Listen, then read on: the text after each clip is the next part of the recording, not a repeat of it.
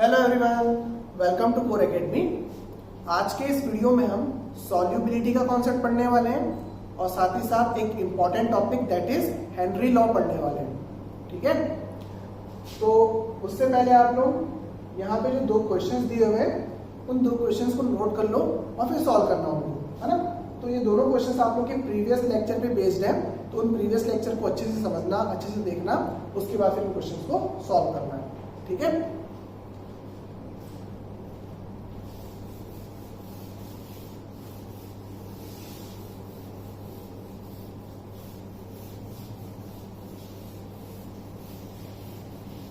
चलिए स्टार्ट करते हैं concept of solubility. Solubility, now what do you mean by solubility? तो सॉल्युबिलिटी में दो टर्म है, एबिलिटी और सॉल्युबल, है ना। तो इन दोनों टर्म से मिलकर ही क्या बना है? सॉल्युबिलिटी बना है। ठीक है, फिर उसके बाद ये किसके लिए डिफाइंड होता है? Defined for solutes in given amount of solvent. ठीक है, मतलब सॉल्युबिलिटी किसकी निकाली जाती है या फिर किसके लिए डिफाइंड होता है? स्पेशली सॉल्यूट्स के लिए डिफाइंड होता है, और वो भी किसमें? सॉल्वेंट में, एक पर्टिकुलर गिवन अमाउंट में। ठीक, फॉर एग्जांपल यहां पे हमने एक कंटेनर लिया और कंटेनर में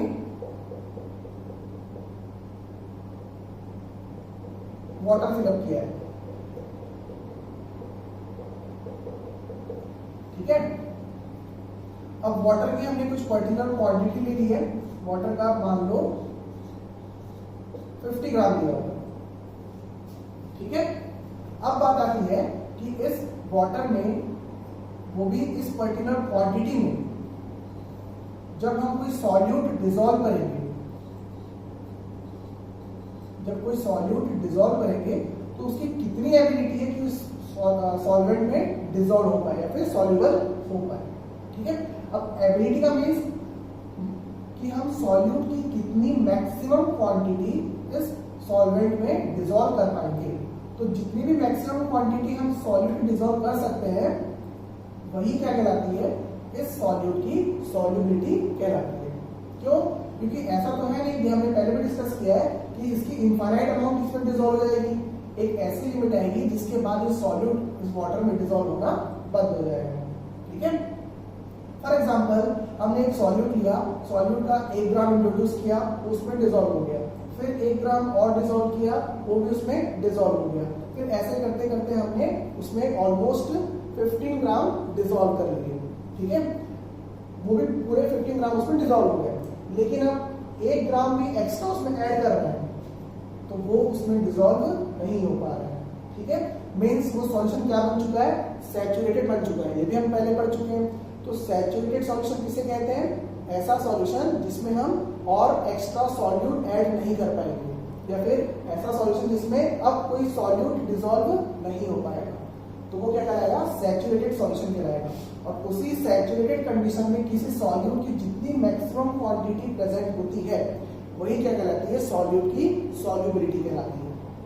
ओके, फॉर एग्जांपल सॉल्यूट की हमने इसमें 15 ग्राम डिसॉल्व की है और ये जो सॉल्यूशन बना, वो सॉल्यूशन क्या हो चुका है?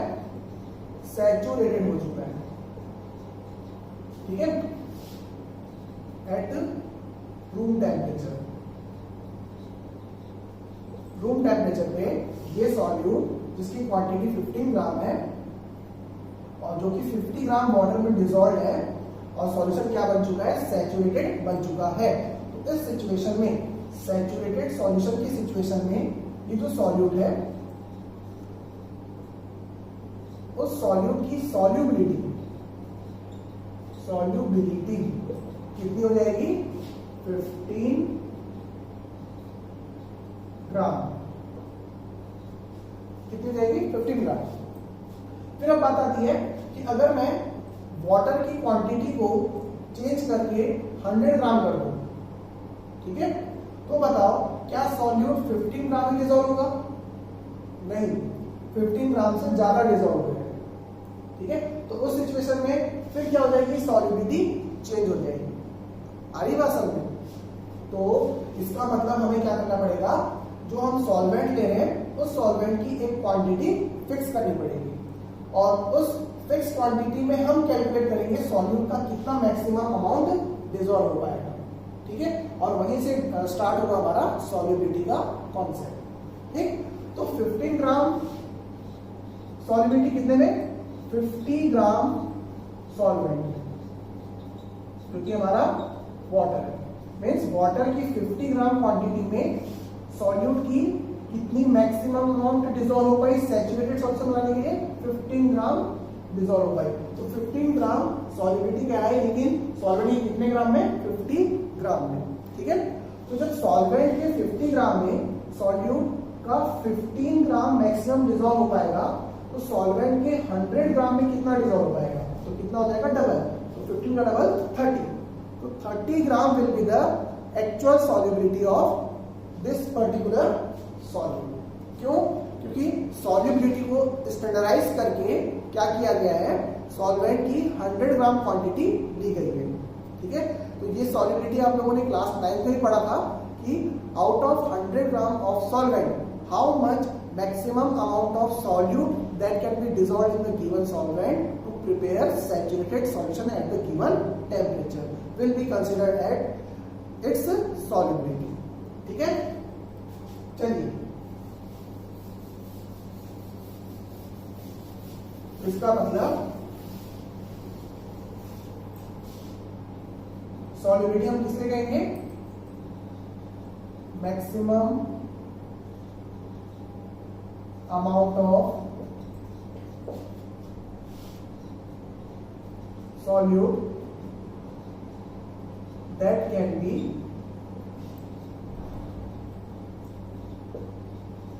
dissolved in the given amount of solvent at given temperature, ठीक है। ये एक स्टैंडर्ड डेफिनेशन है इसकी सॉल्युबिलिटी। फिर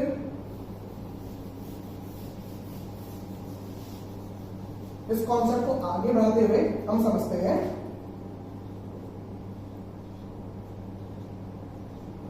solubility of gases in liquid. Solubility of gases in liquid ये हमारे लिए एक इंपॉर्टेंट टॉपिक है सॉल्यूशन चैप्टर का।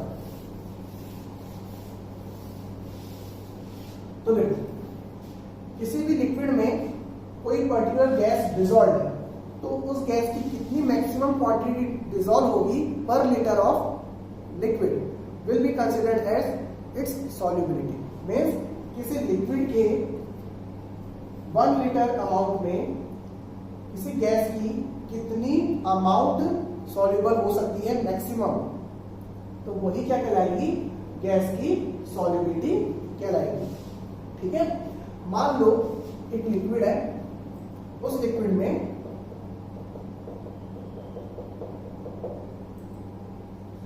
कोई गैस है, वो गैस इसमें डिसॉल्व हो रही है और ऑब्वियस सी बात है गैस के पार्टिकल्स काफी फ्री होते हैं और उनके पीछे फोर्स ऑफ अट्रैक्शन काफी कम होता है। इस वजह से गैस की जो सॉल्युबिलिटी है किसी लिक्विड में वो काफी कम होती है, ठीक। तो गैस डिसॉल्व होती जा रही है, तो उसके बाद गैस की और कोई क्वांटिटी इसमें डिसॉल्व नहीं हो पा रही, ठीक। या फिर बोल सकते हो जितनी क्वांटिटी गैस की सॉल्वेंट में जा रही है उतनी ही क्वांटिटी सॉल्वेंट से बाहर निकल रही है। मतलब गैस कौन सी कंडीशन में आ चुका है, सैचुरेशन कंडीशन में आ चुका है, ठीक है। फिर इस पर्टिकुलर सिचुएशन में इस गैस की जितनी भी अमाउंट इसमें डिजॉल्व हुई है वही क्या कहलाएगी, उसकी सॉल्युबिलिटी कहलाएगी। ठीक है, और मान लो ये सॉल्वेंट कितना है, 1 लीटर सॉल्वेंट है। ओके, और गैस इसमें मैक्सिमम कितनी डिजॉल्व हो पाई, maximum amount of gas is let's suppose 5 gram, means max to max 5 gram gas इसमें क्या हो पा रही है, डिजॉल्व हो पा रही है 1 लीटर सॉल्वेंट में। तो 5 ग्राम क्या बन जाएगी, इस गैस की सॉल्युबिलिटी बन जाएगी। ओके, फिर हम स्पेशली बात करते हैं वाटर की। मीन्स हमें कौन सा लिक्विड लेके चलना है, वाटर लेके चलना है। ठीक है, तो देखो,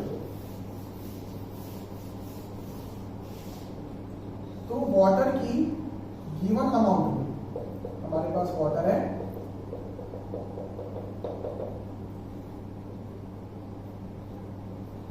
ये वाटर है, उसमें कोई गैस डिजॉल्व हो रही है। ओके, और जितनी डिजॉल्व होनी थी वो डिजॉल्व हो चुकी है। अब उसके बाद जितने पार्टिकल्स बाहर जा रहे हैं उतने ही पार्टिकल्स अंदर भी आ रहे हैं, और सिचुएशन क्या आ चुकी है, इक्विलिब्रियम की सिचुएशन आ चुकी है। ठीक है, और उस इक्विलिब्रियम की सिचुएशन में इस गैस की कुछ ना कुछ क्वांटिटी इसमें डिजॉल्व है, और जितनी भी क्वांटिटी गैस की डिजॉल्व होगी वाटर में वही इसकी क्या कहलाएगी, सॉल्युबिलिटी कहलाएगी। ठीक है, फिर डिफरेंट गैस वाटर में डिफरेंट लेवल में डिजॉल्व रहती है। ठीक है, मीन्स कोई गैस वाटर में कितने डिजॉल्व हो पाएगी वो गैस के नेचर पे भी डिपेंड करेगी। ठीक है, मीन्स अब हम क्या डिस्कस करने वाले हैं, the factors affecting the solubility of gas in water, तो उसको डिस्कस करते हैं।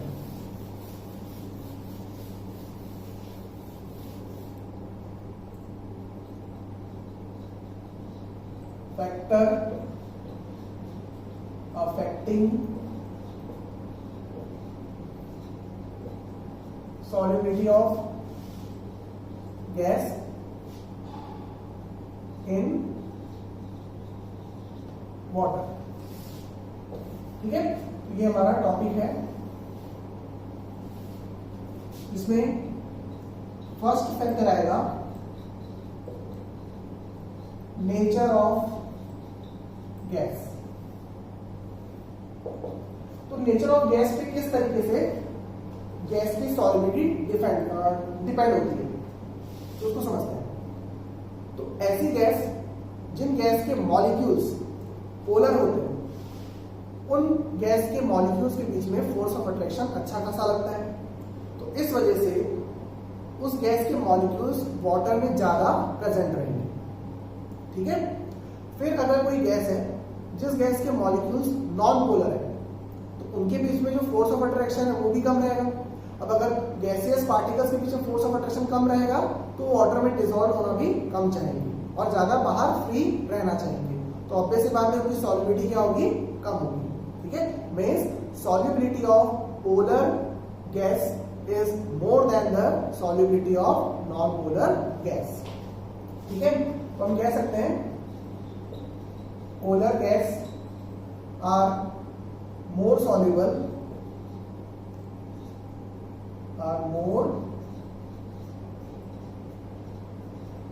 soluble than non-polar gas। ठीक है, for example solubility of hydrogen is less than the solubility of HCl gas। ठीक है, तो ये आप लोगों ने क्लास 11 में पढ़ा था कि हाइड्रोजन गैस जो होती है उसके मॉलिक्यूल्स कैसे होते हैं, नॉन पोलर होते हैं, और हाइड्रोजन क्लोराइड जो गैस होती है उसके मॉलिक्यूल्स पोलर नेचर के होते हैं। तो ऑब्वियस सी बात है HCl गैस की सॉल्युबिलिटी क्या होगी, ज्यादा होगी, और हाइड्रोजन गैस की सॉल्युबिलिटी क्या होगी, कम होगी। आई बात समझ में? चलिए फिर इसके बाद हम बात करेंगे नेचर ऑफ गैस में, that is solubility of gas on the basis of critical temperature of the gas. Means एक ऐसा टॉपिक जो आप लोगों ने क्लास 11 में पढ़ा है, क्रिटिकल टेम्परेचर। तो क्रिटिकल टेम्परेचर से आप लोगों को याद आया होगा गैसियस स्टेट में आप लोगों ने पढ़ा था क्रिटिकल टेम्परेचर।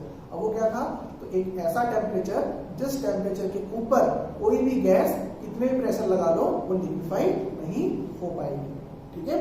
फिर उसके बाद उसी के रिस्पेक्ट में हमने क्या पढ़ा था कि जिस गैस का क्रिटिकल टेम्परेचर ज्यादा होता है उस गैस का ईज ऑफ लिक्विफिकेशन भी ज्यादा होता है, मीन्स वो आसानी से लिक्विफाइड हो सकती है। और जिस गैस का क्रिटिकल टेम्परेचर कम होता है उस गैस का लिक्विफिकेशन आसानी से नहीं होता, ठीक है। तो एक तरीके से हम बोल सकते हैं कि जिस गैस का क्रिटिकल टेम्परेचर ज्यादा होगा उस गैस का लिक्विफाई होने का टेंडेंसी ज्यादा होगा, और जिस गैस की लिक्विफाइड होने की टेंडेंसी ज्यादा होगी तो उस गैस की वाटर पे सॉल्युबिलिटी भी ज्यादा होगी, ठीक है। तो इन सब बातों को आपस में हम रिलेट कर सकते हैं सॉल्युबिलिटी ऑफ गैस से, ठीक है। तो वो कैसे उसको देखते हैं,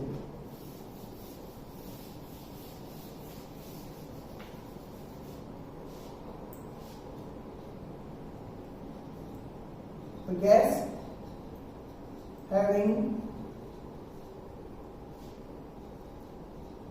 more critical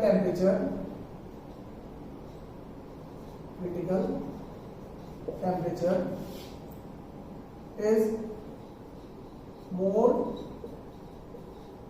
soluble in water। Means जो गैस जिस गैस का क्रिटिकल टेम्परेचर ज्यादा होगा उस गैस की वाटर में सॉल्युबिलिटी भी ज्यादा होगी, ठीक है। Means solubility of gas is proportional to critical temperature. Critical temperature को हम T से रिप्रेजेंट करते हैं, ठीक है। फिर उसके बाद क्रिटिकल टेम्परेचर किस चीज से रिलेटेड है, तो वो है van der Waal constant small a। तो वॉन डेर वाल कांस्टेंट को भी आप लोगों ने क्लास 11 में गैसेस स्टेट वाले चैप्टर में पढ़ा है। तो जिस गैस का van der Waal constant small a ज्यादा होता है उस गैस के पार्टिकल्स के बीच में फोर्स ऑफ अट्रैक्शन भी ज्यादा होता है, और ऑब्वियस सी बात है जिस गैस के पार्टिकल्स के बीच में फोर्स ऑफ अट्रैक्शन ज्यादा होगा वो गैस वाटर में ज्यादा सॉल्युबल होगी। तो एक तरीके से हम कह सकते हैं solubility of gas is also proportional to small a, that is van der Waals constant, which signifies the force of attraction between the gaseous particles, ठीक है। तो ये कुछ इंपॉर्टेंट टेक्निकल टर्म्स हैं इनको आप लोगों को समझना है, ठीक है। तो ये हमारा पहला फैक्टर हुआ, that is nature of gas. चलिए अब अगले फैक्टर की बात करते हैं, that is temperature. Second factor is temperature. तो अब इसको देखो, तो आप लोगों ने सुना होगा कि जब गर्मी बढ़ जाती है तो गर्मी के मौसम में जो एक्वेटिक क्रिएचर्स हैं वो डेड हो जाते हैं, मीन्स मर जाते हैं, ठीक है। और जब नॉर्मल टेम्परेचर रहता है तो उस वक्त एक्वेटिक क्रिएचर्स उतने ज्यादा मरते नहीं हैं, ठीक है। तो लॉजिक क्या है इसके पीछे, तो लॉजिक है solubility of oxygen gas in the water. Means water में ऑक्सीजन गैस कितनी सॉल्युबल है, क्यों, क्योंकि ऑक्सीजन गैस जितनी ज्यादा अमाउंट में अवेलेबल रहेगी एक्वेटिक क्रिएचर्स के पास उतनी ज्यादा सर्वाइव कर पाएंगे वो, ठीक है। और जितनी कम अवेलेबल रहेगी उतना कम सर्वाइव कर पाएंगे, ठीक है। अब होता क्या है कि गर्मी के मौसम में ऑक्सीजन का लेवल वाटर में कम हो जाता है, तो इस वजह से जो एक्वेटिक क्रिएचर्स हैं वो सर्वाइव नहीं कर पाते हैं। और जो नॉर्मल टेम्परेचर होता है, तो नॉर्मल टेम्परेचर मतलब कम टेम्परेचर, तो कम टेम्परेचर में जो एक्वेटिक क्रिएचर्स हैं वो आसानी से सर्वाइव कर जाते हैं। इसका मीनिंग क्या हुआ, इसका मीनिंग ये हुआ कि जब गर्मी थी दैट मीन्स टेम्परेचर ज्यादा था तो उस वक्त ऑक्सीजन की क्वांटिटी वाटर में कम थी, मीन्स ऑक्सीजन की सॉल्युबिलिटी वाटर में कम थी, इसमें हाई टेम्परेचर की कंडीशन में।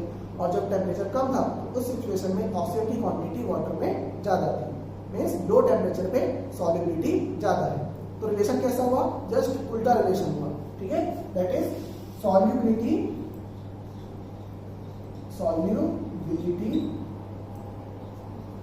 of gas is inversely proportional to temperature। Means temperature बढ़ाएंगे तो वाटर में गैस की सॉल्युबिलिटी कम होगी, और टेम्परेचर कम करेंगे तो गैस की सॉल्युबिलिटी वाटर में बढ़ेगी। ठीक है, फिर इसको हम एक और कॉन्सेप्ट से समझ सकते हैं, उसको देखो। इसका रीजन क्या है? इसका रीजन ये है कि गैस जब वाटर में डिसॉल्व होती है तो वो जो डिसॉल्यूशन का प्रोसेस है वो प्रोसेस रिवर्सिबल होता है।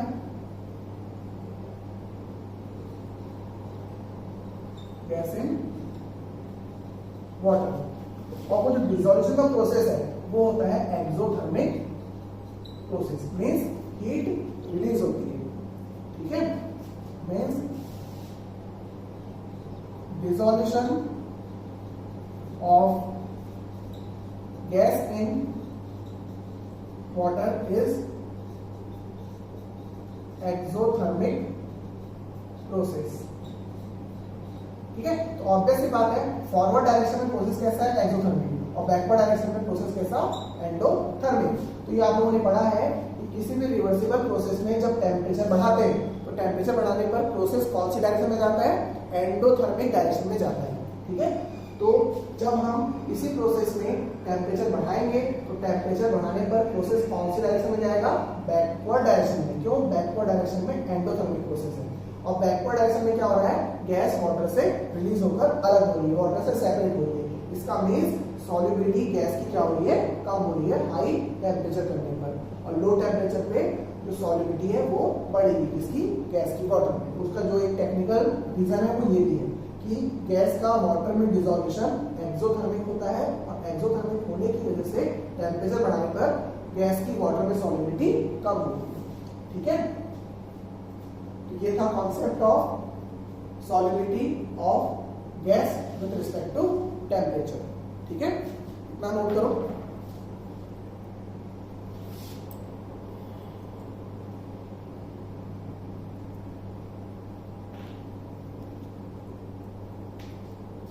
तो आप लोगों को सारे कॉन्सेप्ट्स पूरी तरीके से तभी समझ में आएंगे जब आपको क्लास 11 के बेसिक कॉन्सेप्ट क्लियर रहेंगे। इसलिए मैं कहता था आप लोगों को कि क्लास 11 के जो कॉन्सेप्ट्स हैं वो बहुत ही इंपॉर्टेंट कॉन्सेप्ट है, जिसके थ्रू ही आप लोग क्लास 12 की केमिस्ट्री को समझ पाओगे। ठीक है, तो जिस स्टूडेंट ने क्लास 11 अच्छे तरीके से नहीं पढ़ी है उस स्टूडेंट को क्लास 12 में काफी ज्यादा दिक्कत चलने वाली है, इस बात का ध्यान रखना।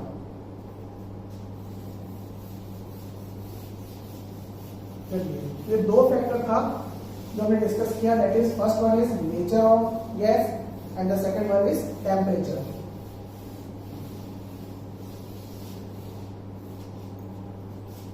तो इन दो टॉपिक, दो फैक्टर्स में जो भी आप लोगों को डाउट्स होंगे वो कमेंट कर देना, मैं आप लोगों को क्लियर कर दूंगा। फिर अब हम आते हैं सबसे important factor, that is pressure. ठीक है, प्रेशर ऑफ गैस, ये सबसे इंपॉर्टेंट फैक्टर है गैस की सॉल्युबिलिटी के लिए। ठीक है, अब इसको एकदम आसानी से समझ सकते हो आप लोग।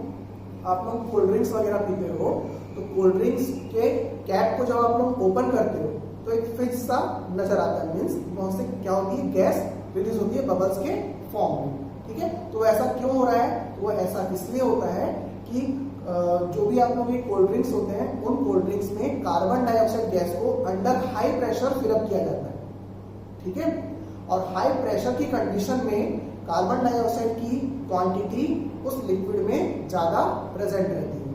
ठीक है, तो इसका मीनिंग क्या हुआ? इसका मीनिंग ये हुआ कि कार्बन डाइऑक्साइड जो कि गैस थी उसकी क्वांटिटी हाई प्रेशर पे ज्यादा अमाउंट में डिसॉल्व है गिवन लिक्विड में, और फिर जैसे ही आप लोग उसकी कैप खोलते हो तो कैप खोलने पर उसका जो प्रेशर है वो एटमॉस्फेरिक लेवल पे आ जाता है, और एटमॉस्फेरिक लेवल पे आ गया मीन्स गैस का जो प्रेशर है वो क्या हो गया? कम हो गया, और गैस के प्रेशर कम होने की वजह से गैस वहां से क्या हो जाती है? रिलीज हो जाती है। ठीक है, तो उसी कॉन्सेप्ट को अपन यहाँ पे समझेंगे टेक्निकल तरीके से।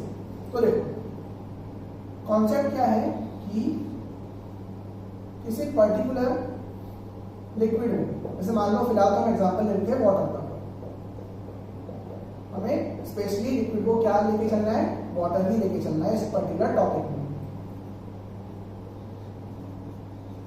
हमारे पास वाटर है और वाटर में कोई गैस डिसॉल्व हो रही है, ठीक है, गैस डिसॉल्व होना स्टार्ट हुई और फिर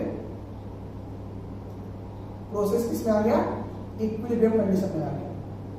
जितना डिसॉल्व होना था गैस को वो डिसॉल्व हो चुकी है और प्रोसेस कौन सी सिचुएशन में आ चुका है, सैचुरेशन सिचुएशन में आ चुका है या फिर इक्विलिब्रियम सिचुएशन में आ चुका है, ठीक है। अब इस इक्विलिब्रियम कंडीशन में इस गैस का जो भी प्रेशर होगा, pressure of gas above liquid, उसी प्रेशर पे इस गैस की वाटर में सॉल्युबिलिटी डिपेंड करती है, ठीक है। That means solubility of gas in water is proportional to the pressure of gas over the liquid। Means liquid है वाटर, तो वाटर के ऊपर जो गैस प्रेजेंट है उसका जो प्रेशर है उसके प्रोपोर्शनल होगी उसी गैस की सॉल्युबिलिटी किसमें, वाटर में। मीन्स गैस का जितना ज्यादा प्रेशर होगा लिक्विड के ऊपर, उस गैस की वाटर में सॉल्युबिलिटी भी उतनी ही ज्यादा होने वाली है, ठीक है। तो शॉर्टकट के फॉर्म में हम क्या ले सकते हैं, solubility is proportional to the pressure of gas over the liquid. ध्यान रखना ओवर द लिक्विड है, ठीक है। अब ये जो सॉल्युबिलिटी है वो किसी भी टर्म्स में हो सकती है, वो मास के टर्म्स में हो सकती है, वो मोल्स के टर्म्स में हो सकती है, वो मोलरिटी के टर्म्स में हो सकती है, डिफरेंट टर्म्स में हो सकती है, ठीक है। चलिए फिर अब इसको हम अगर टेक्निकल तरीके से समझें तो इसको देखो, गैस है वो क्या हो रही है, वाटर में डिसॉल्व हो रही है और प्रोसेस कैसा है, रिवर्सिबल प्रोसेस है। तो जब यहां पर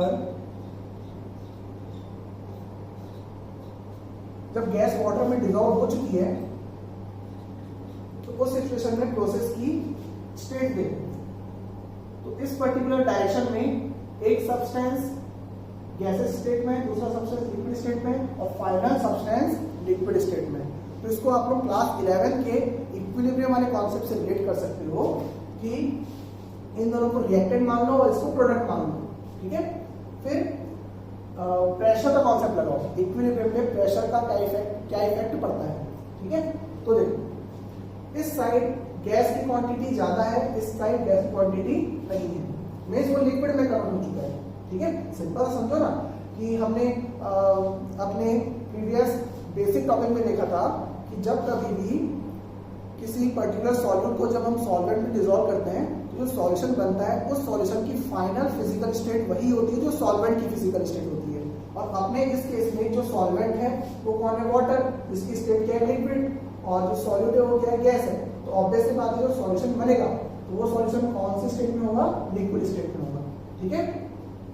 फिर उसके बाद कॉन्सेप्ट हमने देखा था क्लास 11 में कि प्रेशर का इक्विलिब्रियम पे क्या इफेक्ट पड़ता है। तो क्या कॉन्सेप्ट देखा था कि प्रेशर बढ़ाने पर प्रोसेस उस डायरेक्शन में जाता है जिस डायरेक्शन में गैसियस मोल्स कम हो या फिर गैस की क्वांटिटी कम हो, ठीक। तो अब देखो हम जब प्रेशर बढ़ाएंगे तो प्रेशर बढ़ाने पर डायरेक्शन किस तरफ होनी चाहिए, जिस तरफ गैस की क्वांटिटी कम हो या फिर गैस के मोल्स कम हो। तो इस तरफ देखो गैस के कोई पर्टिकुलर सब्सटेंस नहीं है, गैसियस सब्सटेंस नहीं है यहाँ पर, ठीक है। तो रिएक्शन प्रेशर बढ़ाने पर किस तरफ जाएगी, इस तरफ जाएगी, मतलब गैस वाटर में और ज्यादा अमाउंट में डिसॉल्व होगी, ठीक है। तो इस तरीके से हम समझ सकते हैं। फिर अब देखो गैस की वाटर में सॉल्युबिलिटी को एक्सप्लेन किया जाता है with the help of Henry law. तो अब डिस्कस करेंगे हम हेनरीज लॉ, जो कि हमारा एक इंपॉर्टेंट और न्यूमेरिकल टॉपिक है, हेनरीज लॉ। अब हेनरीज लॉ क्या बोलता है, तो जो हमने पढ़ा अभी उसी का एक एडवांस वर्जन है। तो अभी हमने देखा कि solubility of gas is proportional to pressure of gas over water. ठीक है, ये हमने अभी देखा। तो हम इसी चीज को दो अलग अलग गैस के लिए अप्लाई कर सकते हैं या फिर दो से ज्यादा गैस के लिए अप्लाई कर सकते हैं। मान लो हमारे पास वाटर है और वाटर में गैस ए और गैस बी डिसॉल्व है। तो गैस ए के पार्टिकल्स को मैं ए से रिप्रेजेंट कर रहा हूं, बी को बी से रिप्रेजेंट कर रहा हूं। ठीक है, दोनों ही गैस अपने अपने लेवल पे वाटर में क्या हो रही है, डिसॉल्व हो रही है। ठीक है, अब बात आती है कि गैस ए का खुद का कुछ ना कुछ प्रेशर होगा, तो प्रेशर ऑफ गैस ए, और गैस बी का कुछ ना कुछ प्रेशर होगा, प्रेशर ऑफ गैस बी। तो जो गैसियस मिक्सचर है, तो गैसियस मिक्सचर में इंडिविजुअल गैस के प्रेशर को क्या कहा जाता है, पार्शियल प्रेशर। तो partial pressure of gas B, और उसी तरीके से गैस बी के प्रेशर को क्या कहेंगे हम, partial pressure of gas B. ठीक है, तो हेनरी लॉ ये कहता है कि किसी गैसियस मिक्सचर में हर एक टाइप की गैस की सॉल्युबिलिटी वाटर में उसके खुद के पार्शियल प्रेशर के प्रोपोर्शनल होती है। Means according to Henry's law the solubility of gas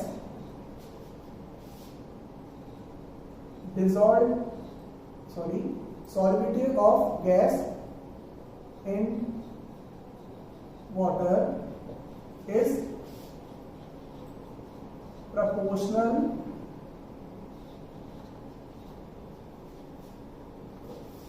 solubility of gas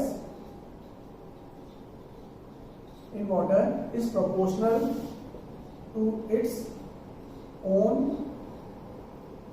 partial pressure in gaseous mixture।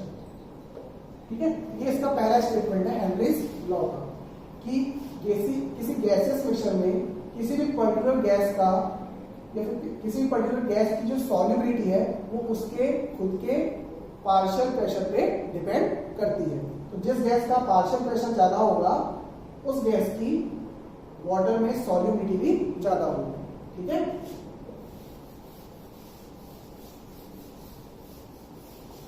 Now अब इसी सॉल्युबिलिटी को हम एक और टर्म्स में एक्सप्रेस कर सकते हैं।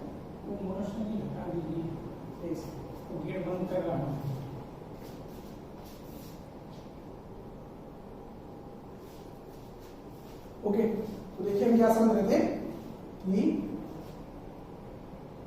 solubility of gas in water is proportional to its own partial pressure in the gaseous mixture। इसी पर्टिकुलर स्टेटमेंट को हेनरी ने एक और लैंग्वेज के फॉर्म में रिप्रेजेंट किया, that is in terms of Henry's law in terms of mole fraction. Mole fraction की language में हम हेनरीज लॉ को एक्सप्रेस कर सकते हैं। तो वो किस तरीके से, तो समझो, है ना। तो यहां पर हमारे पास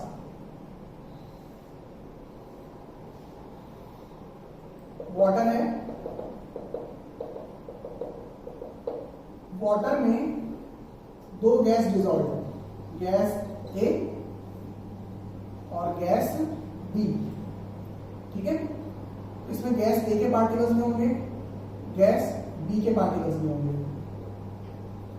ठीक है, फिर गैस ए का प्रेशर क्या कहलाएगा, partial pressure of gas A, और गैस बी का प्रेशर क्या कहलाएगा, partial pressure of gas B. ठीक है, फिर इस सॉल्यूशन में जो ए के मोल्स होंगे उसके रिस्पेक्ट में उसका मोल फ्रैक्शन आएगा। तो मोल फ्रैक्शन ऑफ गैस ए, उसको हम कैसे एक्सप्रेस करेंगे, x ऑफ ए। और उसी तरीके से गैस बी के मोल फ्रैक्शन को हम एक्स बी से रिप्रेजेंट करेंगे। ठीक है, तो अकॉर्डिंग टू हेनरी लॉ के टर्म्स में x of gas dissolved in water is proportional to partial pressure of that gas over the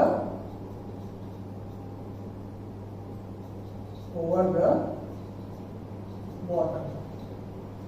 ये है हेनरी लॉ का सेकेंड स्टेटमेंट कि वाटर में किसी गैस का मोल फ्रैक्शन जो डिसॉल्व रहता है वो उसी गैस के पार्शियल प्रेशर के प्रोपोर्शनल होता है जो कि उस लिक्विड या फिर वाटर के ऊपर लग रहा हो। ठीक है, जैसे यहाँ पे समझो कि यहाँ पे दो गैस थी, गैस ए और गैस बी। तो गैस ए का लिक्विड के ऊपर कुछ ना कुछ प्रेशर होगा, वो गैस ए का पार्शियल प्रेशर कहलाएगा, और गैस बी का खुद का कुछ ना कुछ प्रेशर होगा, वो गैस बी का पार्शियल प्रेशर कहलाएगा। तो गैस ए के कितने मोल फ्रैक्शन इसमें डिसॉल्व होंगे वो डिपेंड करेगा कि गैस ए का खुद का प्रेशर कितना है। वैसे ही गैस बी का कितना मोल फ्रैक्शन इसमें डिसॉल्व रहेगा वो डिपेंड करेगा गैस बी का खुद का कितना pressure, that is partial pressure है। ठीक है, तो ये है हेनरीज लॉ। तो इस पर्टिकुलर एक्सप्रेशन में ध्यान रखना कि x इसका गैस का जो कि वाटर में डिसॉल्व है, जो कि वाटर में प्रेजेंट है, और पार्शियल प्रेशर किसका, उसी गैस का जो कि वाटर के ऊपर प्रेजेंट है।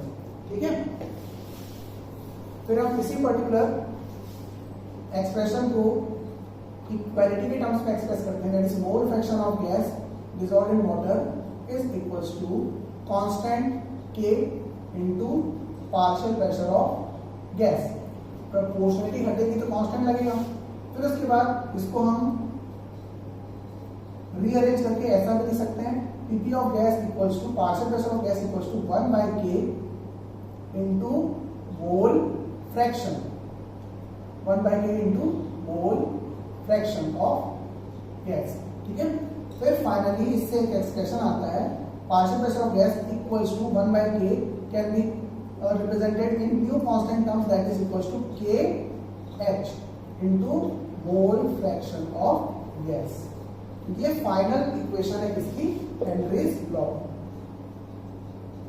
Final equation of Henry's law. ठीक है, तो इसमें जो KH है वो KH क्या है, हेनरीज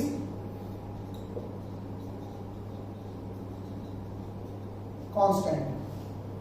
ठीक है, अभी जो हेनरीज कांस्टेंट है वो कौन सी बात पे डिपेंड करता है उसको समझते हैं। ठीक है, तो देखो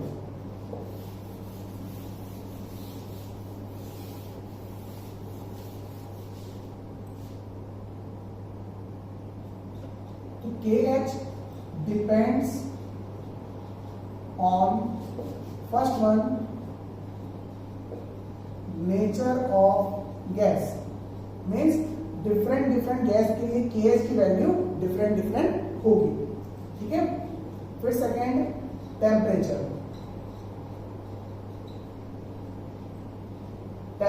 पे किस तरीके से डिपेंड करेगा KH, उसको समझते हैं। तो देखो टेम्परेचर पे किस तरीके से डिपेंड करता है, तो KH is proportional to temperature. Means जब किसी गैस को हाई टेम्परेचर पे हम डिसॉल्व कर रहे हैं वाटर में, तो उसके रिस्पेक्ट में हाई टेम्परेचर पे KH की वैल्यू ज्यादा आएगी और लो टेम्परेचर पे KH की वैल्यू क्या आएगी, कम आएगी। ठीक है, तो उसको आप लोग कैसे समझ सकते हो, तो उसको देखिए ऑब्वियस सी बात है, अगर हम यहाँ पर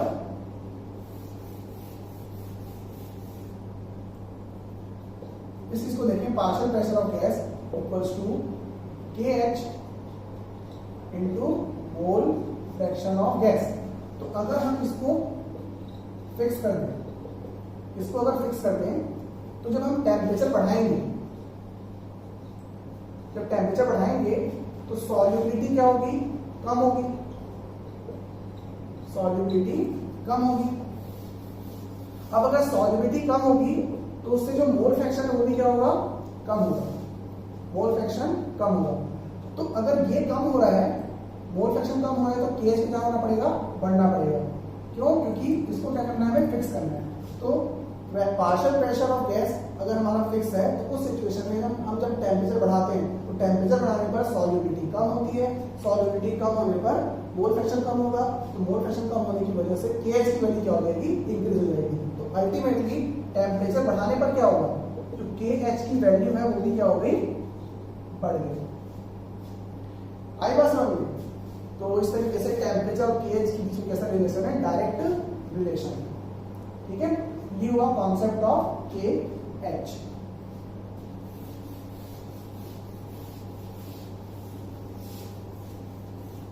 फिर हम मैं आप लोगों को कुछ क्वेश्चंस देता हूं, उन क्वेश्चंस को एक बार आप लोग सॉल्व करके देखना। उसके बाद अगर क्वेश्चंस नहीं बनते हैं तो आप लोग मुझे कमेंट करना, जिसको मैं नेक्स्ट लेक्चर में समझाऊंगा। ठीक है, तो कुछ क्वेश्चंस दे रहा हूं यहाँ पे।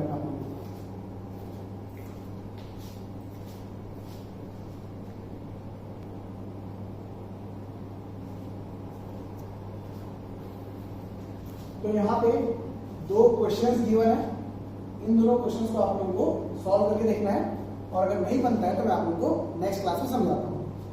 ठीक है, फिर एक बात और बता दूं आप लोगों को मैं कि अभी हमने देखा एक्सप्रेशन हेनरी लॉ का, that is partial pressure of gas equals to KH into mole fraction of gas. तो partial pressure of gas over the liquid means liquid के ऊपर गैस का पार्शियल प्रेशर कितना है उसकी वैल्यू यहां पुट करनी है। फिर x of gas means mole fraction of gas in liquid means liquid में गैस का कितना मोल फ्रैक्शन है उस चीज को पुट करना है। ठीक है, फिर अगर हम बात करें what will be the unit of KH, unit of KH, यहां पर देखो मोल फ्रैक्शन का जो कोई यूनिट होता नहीं है क्योंकि वो मोल्स अपॉन टोटल मोल्स है, बट प्रेशर का यूनिट होता है एटमॉस्फेयर, बार, पास्कल, व्हाटएवर। तो इस तरीके से हम KH के यूनिट को क्या बोल सकते हैं, that is unit of pressure. तो KH की जो यूनिट होगी वो किसके बराबर होगी, प्रेशर के यूनिट के बराबर होगी। वो एटमॉस्फेयर भी हो सकता है, बार भी हो सकता है, कुछ भी हो सकता है। ठीक है, बट अगर क्वेश्चंस में हेनरी लॉ कांस्टेंट किसी और टर्म्स पे दिया हुआ है, फॉर एग्जांपल KH दिया हुआ है 3.2 इंटू 10⁻⁻6 मोल पर लीटर ATM, तो इससे आप लोग क्या कंक्लूजन निकालोगे, तो क्या कंक्लूजन निकालोगे, KH equals to mole per litre means concentration that is molarity upon pressure, partial pressure. तो इससे एक एक्सप्रेशन बना सकते हो that is molarity equals to KH into partial pressure. तो इस तरीके से आप लोग फॉर्मूले को मॉडिफाई कर सकते हो, किस कंडीशन में, जब KH की वैल्यू किसी और यूनिट के टर्म्स में दी हुई है ना। तो ध्यान रखना अगर KH की वैल्यू किसी और यूनिट के टर्म्स में दी गई है तो उस सिचुएशन में पहले आपको फॉर्मूला बनाना। फॉर्मूला कैसे बनाओगे, KH की यूनिट की हेल्प से। KH इक्वल्स टू जो भी यूनिट दिया हुआ है उस यूनिट में जो आपको टर्म्स मिल रहे हैं उन टर्म्स की हेल्प से फॉर्मूला बना लोगे और फॉर्मूले की हेल्प से फिर क्वेश्चन को आगे सॉल्व करोगे। ठीक है, बाकी जो स्टैंडर्ड फॉर्म है हेनरी लॉ का वो ये है। तो कभी कभी क्वेश्चन डायरेक्टली इस फॉर्म में आता है और कभी कभी क्वेश्चन किसी और फॉर्म में भी आ जाता है। ठीक है, तो इन बातों का ध्यान रखना है। तो आज हम अपना लेक्चर यहीं पे समाप्त करते हैं, बाकी फिर नेक्स्ट क्लास में पढ़ेंगे। ठीक है, तो आज जितना भी पढ़ा उसको वापस से रिवाइज करना और जो क्वेश्चंस दिए उनको सॉल्व करना, और जो प्रीवियस लेक्चर में क्वेश्चंस दिए थे उनको भी सॉल्व करके आप लोगों को कमेंट जल्दी से जल्दी करना है। ठीक है, ओके।